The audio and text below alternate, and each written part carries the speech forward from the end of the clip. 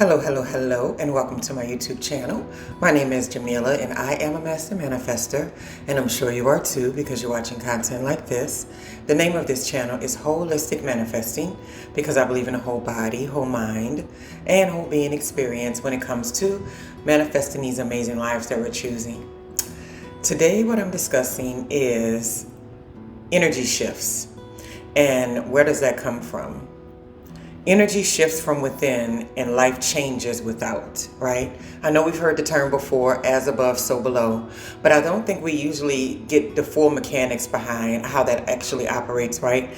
Because we see so much of the outer trappings of how other people are operating, the outcomes other people are getting, the outcomes we're getting, and we get compliments when people can see things that happen on the outside. But there's a lot more that's happening beneath the surface that we need to pay close attention to, right? So if you see me looking like that, I'm looking at some notes. So external changes can only promote the shifts that are already occurring on the inside of you. My mindset when it comes to external changes is that they're old news. And when I say old news, it's that it takes so long for this 3D world to catch up with where we are spiritually, what we have changed or adjusted on the inside of us, that what other people see on the outside is usually something that we've manifested long before it actually showed proof to the naked eye when we walk out in the public or when we go do something. That's why a lot of times when we finally receive things that we really wanted or we really cared about, it can often be, we can often be ready to move on to the next thing. It's not that we're not appreciative of that thing happening, it's that we've already shifted and we're continuing to constantly shift. That's why in a previous video I said if you want to kind of savor life, that's going to serve you better, because then you can savor and then see where you really want to go next, as opposed to always having the outside shifts just catching up, and then you're ready to go as soon as the outside shifts again, right? It's kind of like asking for a work environment or something to change. And when the work environment finally does change, it's like you're already beyond what they're talking about. You already moved on to the next thing. So it's like it was happening and changing, but it's just not clear to the untrained eye, right? And my computer went out. And we have to remember this. I was talking to someone about the significance that moving to a different place can have on you, the impact, right? I don't think that impact is as deep if we are not internally shifted into the space already, right? So we can live on a beautiful island, we can live on a beachfront property or something that we always wanted. We can live where the birds are chirping and the sun is shining every single day. But if that's not something that we're feeling deep on our inside, we'll find a way to sabotage it, or we'll find a way to somehow move away from it, or not fully value that moment or that space that we're in. So I do feel like when you go to different environments, in different spaces, it can change your outlook on things, right? But I don't feel that that's where the change is truly coming from. I feel like the change is coming from what's already occurred on the inside of you. And then this outside area is kind of just complementing it, right? And like I said before, we move too fast, we don't even notice that we have manifested an environment or a space or peace or space and time, because we're too busy thinking, well, it hasn't showed up yet. So we have to have a little more patience when it comes to the external actually giving us back what we are asking for, right? Another thing is, if the change is not happening within, like I just mentioned a second ago, it will really be short-lived. So you'll see a lot of times where someone seems like they're getting something or receiving something that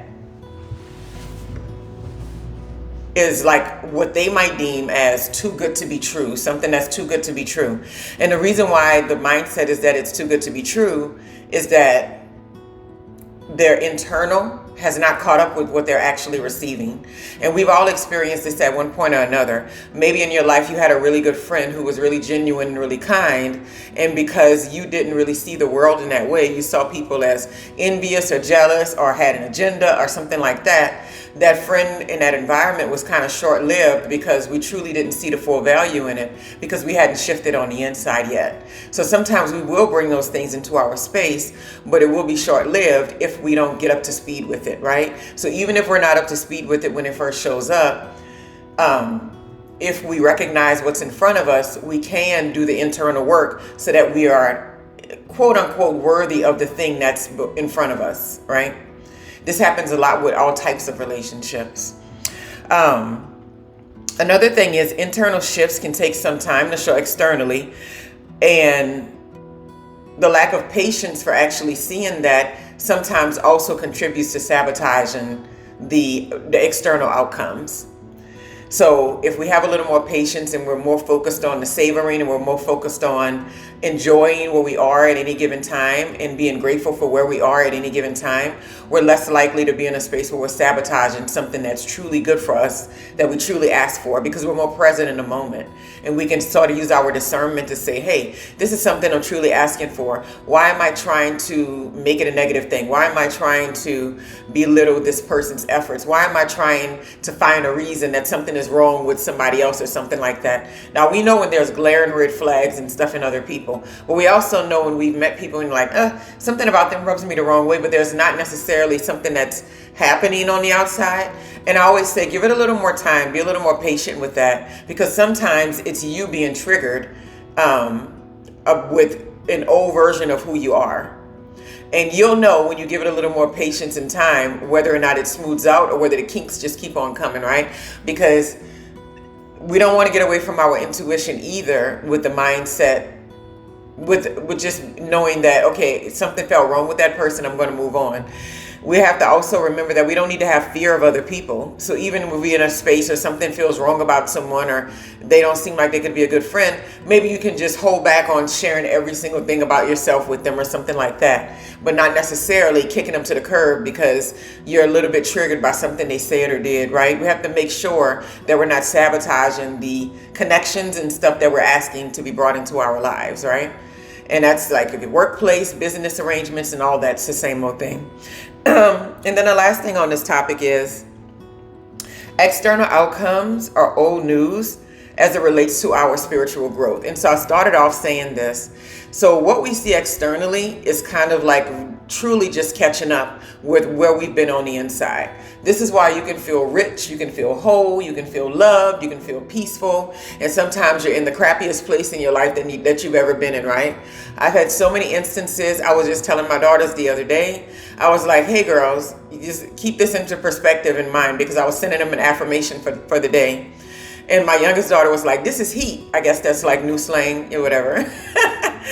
And she's like, this is heat. And I was like, yeah, because keep in mind that I was sitting in women, infants, and children with you all when you were first born. That's WIC for a lot of people who don't know what that is, right? It's a government service that gives you food, milk, just specific things to keep your house nutritious, and cereal and everything. I remember bringing them to the little office and they were playing with the toys in there with the rest of the little kids and stuff like that. I remember these times. I remember the times of sitting in the food stamp office with them when they were like really young children, right?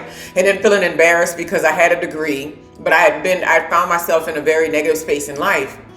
And I knew that I was outgrowing it. I knew that I had more to offer. I knew that I was going to be in a better space at some point in time. And that I just found myself in this area because I had things I needed to learn about myself and about the world. I had to be refined in a lot of ways.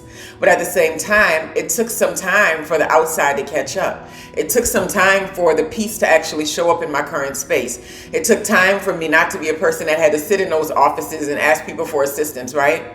It took some time for those seasons to leave.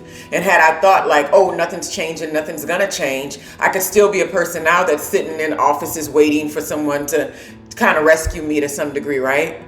And I've even seen the same thing with attracting certain type of people in relationships and stuff. It's like, I remember being fresh out of divorce, and then this guy was talking to me, and he was like very similar to the previous person I was with. And I remember my spidey senses went up, and I was like, after he talked to me one day, I was like, okay. And I said, I'm done with this. Now, what if my mindset was just like, well, no, this is just who I am, and this is just what I attract, and this is just what I have access to. Then that would have mean I would have kept repeating those patterns over and over again. But for the fact that I was believing in myself and believing in the spiritual growth that I knew that I was feeling on the inside, it allowed me to say, hey, I'm going to pass this up because I don't think this is for me, right? And so we just have to keep that in mind, that the internal does not always match the external, because the external, when it finally shows up sometime, it's old news. You're already comfortable with it. You're accustomed to it. You're used to it, right? You're not feeling uncomfortable with the growth. You're not feeling uncomfortable test driving that fancy car that you want to get into, right? I remember going to car lots and test driving certain vehicles and feeling like, these people are going to run me out of there. Well, they didn't run me out, right? And then years later, driving the same vehicles and all. And now I don't even flinch. I'm just like, give me that car. It's like, you want to sell the car. So I don't walk in there with this imposter syndrome, because the inside is shifted. When the inside shifts, that's when you know that things are for you. Even if on the outside you're feeling uncomfortable. Nobody really knows that but you, right? So you got to walk through the world with your head held up high. You got to walk through the world with your personal beliefs intact, and knowing that, okay, just because I'm in this state today, just because the money's not in the account today, just because I don't have access to this, that, and that today, it doesn't mean that it's not coming. It just means that the external takes some time to show up. Anyway, I hope you all have a wonderful, wonderful, wonderful day.